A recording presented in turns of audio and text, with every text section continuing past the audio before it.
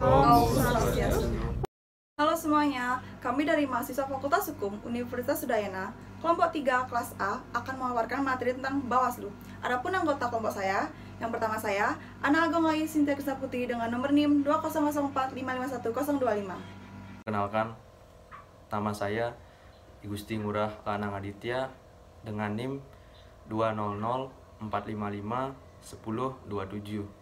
Perkenalkan, nama saya Intan Kofifa Yunar dengan NIM 20045511044. Perkenalkan, nama saya Bayu Mahardika Putra, NIM 18045544498. Perkenalkan, nama saya Dewa Ajuraka Agil Safitri dengan NIM 20045511003. Perkenalkan, nama saya Bagus Gede Pandai Bima Putra Adiputra dengan NIM 20045511026. Perkenalkan, nama saya Komang Putra Saja Ditama dengan NIM 20045511029 dari Prodi Fakultas Hukum Universitas Udayana.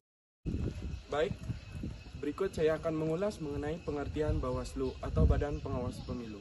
Menurut peraturan perundang-undangan yang tercantum dalam Undang-Undang Nomor 15 2011 Pasal 1 Poin ke-16 dijelaskan bahwasanya Badan Pengawas Pemilu atau Bawaslu adalah lembaga penyelenggara pemilu yang bertugas mengawasi jalannya pemilihan umum di seluruh wilayah di Negara Kesatuan Republik Indonesia. Pada kesempatan kali ini, saya akan melanjutkan pembahasan mengenai Banwaslu tentang kedudukan, susunan, serta keanggotaan dari Banwaslu. Jadi kalau kita mengacu kepada pasal 69 ayat 1 Undang-Undang Nomor 15 Tahun 2011 yang menyatakan bahwa Banwaslu terdiri dari Banwaslu tingkat pusat, Banwaslu tingkat provinsi, Banwaslu tingkat kabupaten kota, Banwaslu tingkat kecamatan, serta pengawasan pemilu luar negeri. Yang dimana di dalam pasal 69 ayat 2 Undang-Undang Nomor 15 Tahun 2011 itu Banwaslu pada tingkat provinsi serta Banwaslu pada tingkat pusat yang memiliki tugas serta wewenang yang sudah permanen, artinya sudah tidak bisa diganggu-gugat. Sedangkan pada pasal 69 ayat 3 Undang-Undang Nomor 15 Tahun 2011 itu Banwaslu pada tingkat kabupaten kota sampai dengan Banwaslu pada tingkat luar negeri, ya, yang bisa saya rincikan Banwaslu pada tingkat kabupaten kota, Banwaslu tingkat kecamatan, serta Banwaslu pada luar negeri itu memiliki tugas dan wewenang yang tidak permanen, artinya ad hoc.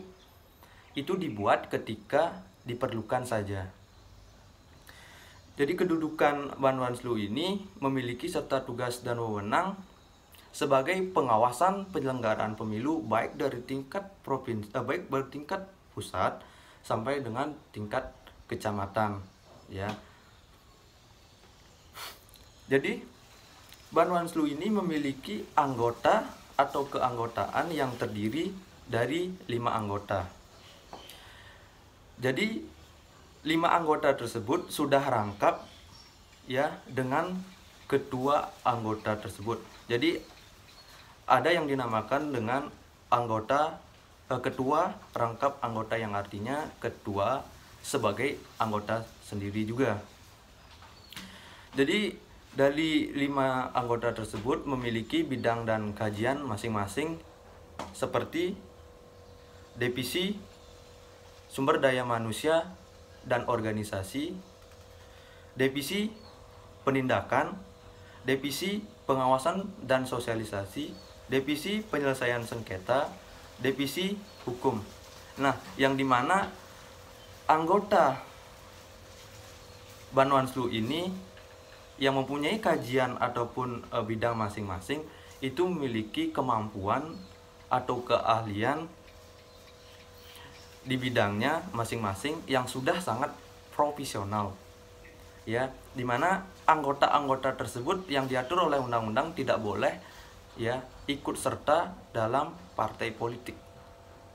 Jadi mereka mengerjakan tugas secara independen tanpa ada campur tangan instansi ataupun lembaga-lembaga lainnya. Sehingga menurut saya bahwa Bawaslu ini ya suatu instansi ataupun suatu lembaga penyelenggara pemilu melalui pengawasannya untuk melakukan suatu terobosan-terobosan agar terciptanya negara yang demokrasi.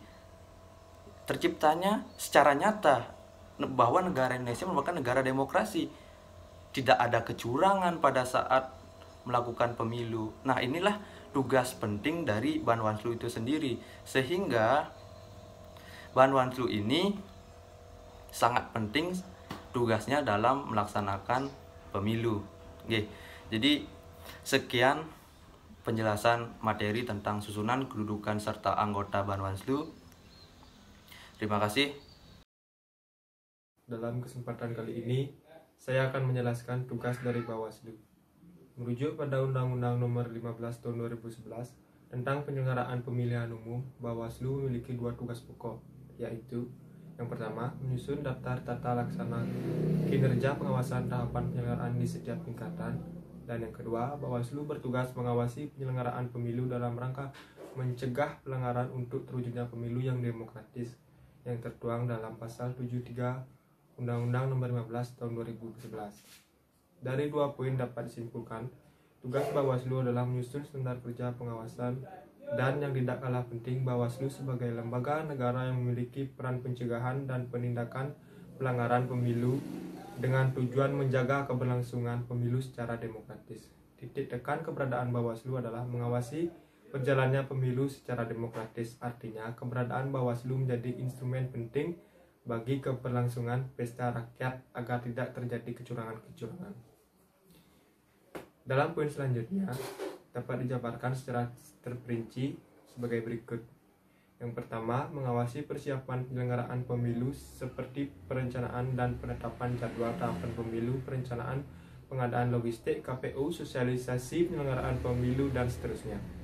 Yang kedua, pengawasan pelaksanaan tahapan penyelenggaraan pemilu seperti pemutakhiran data pemilih dan penetapan daftar pemilih sementara serta daftar pemilih tetap, penetapan peserta pemilu, dan yang lain-lain yang tertuang pasal 73 Nomor 15 Tahun 2011. Memiliki dari fungsi Bawaslu di atas, maka Bawaslu memiliki kewenangan menerima laporan dugaan pelanggaran terhadap pelaksanaan ketentuan peraturan perundang-undangan mengenai pemilu serta menerima laporan adanya dugaan pelanggaran administrasi pemilu.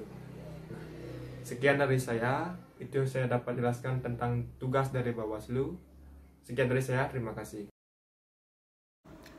Mengutip dalam Undang-Undang Nomor 8 Tahun 2012 tentang Pemilihan Umum Anggota Dewan Perwakilan Rakyat, Dewan Perwakilan Daerah, dan Dewan Perwakilan Rakyat Daerah mengenal 2 bentuk masalah hukum, yaitu pelanggaran dan sengketa. Pelanggaran pemilu terbagi lagi menjadi 3. Yang pertama, tindakan pidana pemilu, pelanggaran administrasi pemilu, dan pelanggaran kode etik penyelenggaraan pemilu. Sedangkan sengketa terbagi menjadi sengketa pemilu, sengketa tata usaha negara pemilu, dan perselisihan hasil pemilu. Tindakan pelanggaran pemilu adalah tindakan pidana pelanggaran seperti mengumumkan hasil survei di masa tenang dan lain-lainnya, memuat 19 pasal. Dan atau kejahatan terhadap ketentuan pidana pemilu seperti menghilangkan hak pilih orang lain, memuat 29 pasal. Pelanggaran administrasi pemilu adalah pelanggaran yang meliputi tata cara, prosedur, dan mekanisme berkaitan dengan administrasi pelaksanaan pemilu dalam setiap tahap pemilu di luar pidana pemilu, dan pelanggaran kode etik penyelenggaraan pemilu. Dan pelanggaran kode etik penyelenggaraan pemilu merupakan pelanggaran terhadap etika penyelenggaraan pemilu yang berpedoman pada sumpah atau janji sebelum menjalankan tugas sebagai penyelenggara pemilu. Dalam hal penanganan pelanggaran dan administrasi pemilu, pertama-tama pengawasan pemilu mulai dari Bawaslu hingga Panwaslu, kabupaten atau kota melakukan kajian. Jika pengawasan pemilu menemukan pelanggaran administrasi pemilu, maka pengawasan menyampaikan kepada penyelenggara pemilu. Kemudian, penyelenggara memeriksa lagi, dan apabila terbukti ada pelanggaran, maka penyelenggaraan pemilu yang akan memberikan sanksi. Baik teman-teman, di sini saya akan menjelaskan tentang apa saja sih tugas dari Badan Pengawas Pemilihan Umum. Jadi di poin pertama, Bawaslu ini bertugas untuk menyusun standar tata laksana pengawasan penyelenggaraan pemilu untuk pengawas pemilu di setiap tingkatan daerah. Jadi maksudnya Bawaslu ini bertugas untuk membuat standar atau tolak ukur yang digunakan para pengawas pemilu pada setiap tingkatan daerah, yaitu daerah desa, kabupaten kota, provinsi, dan juga daerah pusat begitu. Di poin kedua, ada melakukan pencegahan dan penindakan terhadap pelanggaran pemilu dan juga sengketa pemilu. Jadi ketika ada orang-orang yang melanggar pada saat berjalannya pemilu, Bawaslu lah yang akan menindaklanjuti kegiatan-kegiatan yang melanggar tersebut. Di poin yang ketiga, Bawaslu ini bertugas untuk mengawasi persiapan penyelenggaraan pemilu yang terdiri atas 1. Perencanaan dan penetapan jadwal tahapan pemilu. Yang kedua, ada perencanaan pengadaan logistik oleh KPU. Dan yang ketiga, ada sosialisasi penyelenggaraan pemilu.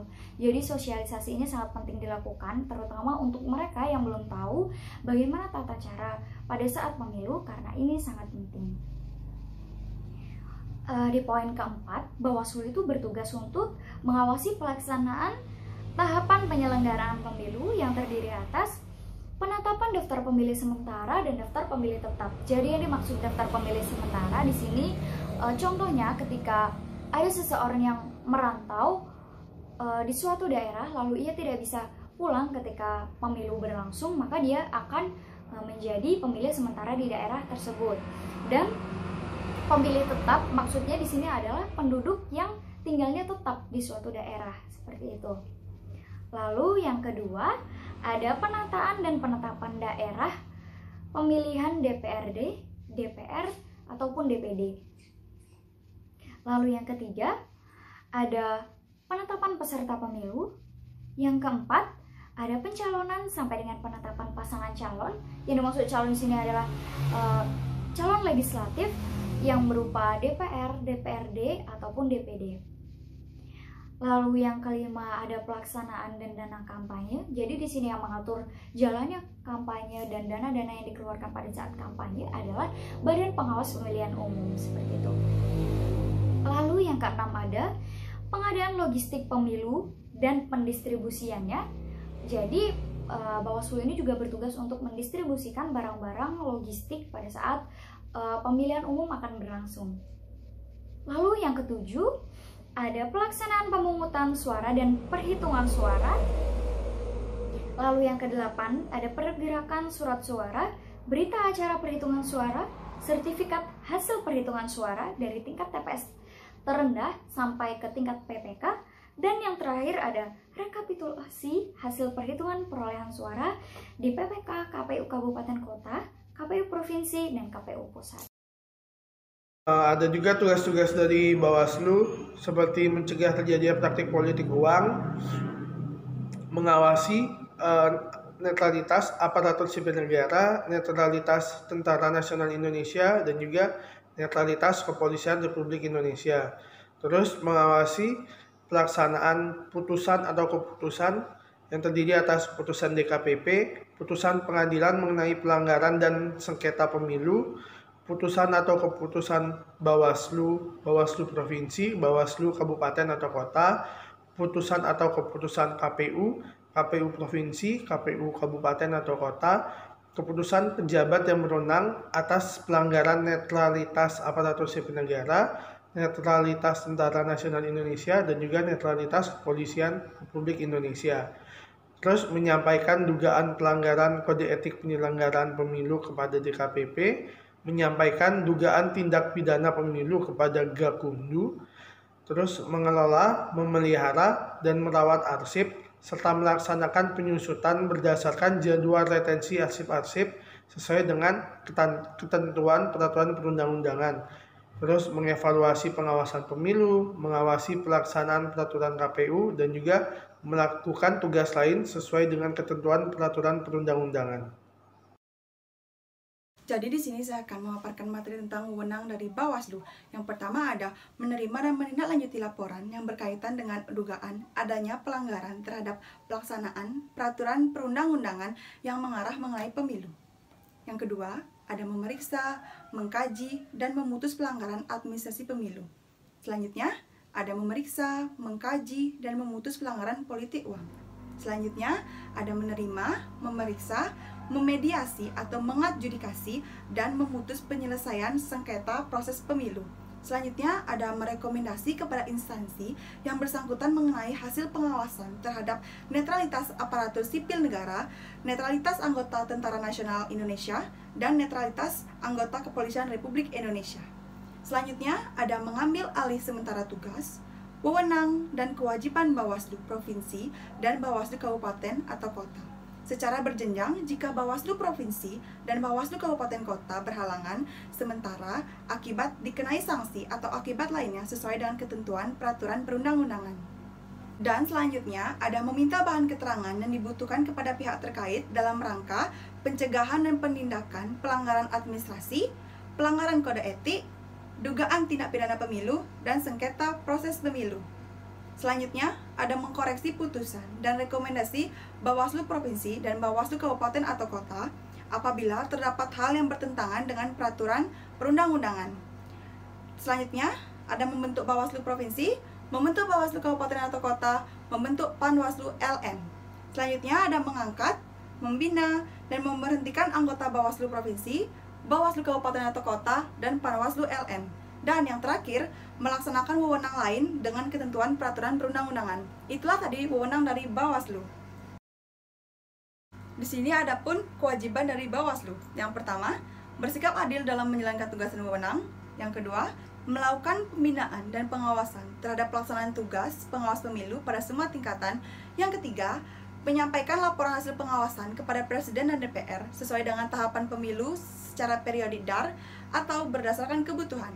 Yang keempat, mengawasi pemutakhiran dan pemeliharaan data pemilih secara berkelanjutan yang dilakukan oleh KPU dengan memperhatikan data kependudukan sesuai dengan ketentuan peraturan perundang-undangan. Dan yang terakhir, melaksanakan kewajiban lain sesuai dengan peraturan perundang-undangan. Baik, mungkin ini saja yang dapat kami sampaikan dan kami tutup. Om Santi, Santi, Santi, Santi.